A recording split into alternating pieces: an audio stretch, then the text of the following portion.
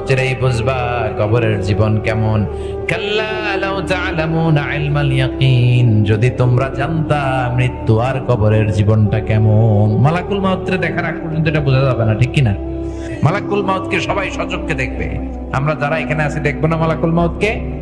মুমিন বান্দার কাছে মালাকুল মাউত সাদা শুভ্র ধবধবে পোশাক পরে একজন যুবকের আকৃতিতে আপনাদের কাছে আসবে ইনশাআল্লাহ। পড়েন, শুভ্র সাদা যুবক একজন মানুষের যত সুন্দর চেহারা হতে পারে সুঘ্রাণ নিয়ে আপনার মাথার শিওরে বসবে, এসে বলবে ইয়া আইয়াতুহান নাফসুত তাইয়্যিবা, ইয়া আইয়াতুহান নাফসুল মুতমাইন্নাহ, হে প্রশান্ত আত্মা বের হয়ে আসো। কাফান মিন আকফানিল জান্নাহ, জান্নাতের কাফন নিয়ে আসবে।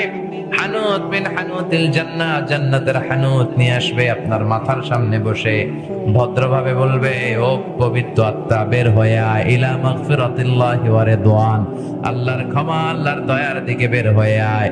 বলার সাথে সাথে চমৎকার ভাবে দেহ থেকে রূহটা বের হয়ে আসবে। আল্লাহ আমাদের রূহ কবজটা যেন এরকম আসানের সাথে হয়।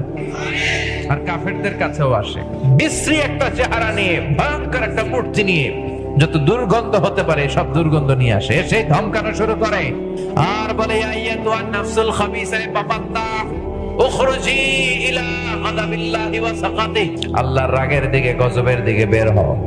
মুমিনকে, মুমিনের রূহকে ডাক দেওয়ার সাথে সাথে মুমিনের রূহ যেমনি স্মুথলি বের হয়ে আসে, কাফেরের রূহ কি এরকম বের হয়ে আসে নাকি? কাফেরের রূহটা আসতে চায় না, মালাকুল মাউত রূহটারে ধরে টানতে থাকে, রূহ বেরোতে চায় না। একটা জীবিত ছাগলকে চামড়াটা উল্টা দিকে খসিয়ে টেনে ছিঁড়লে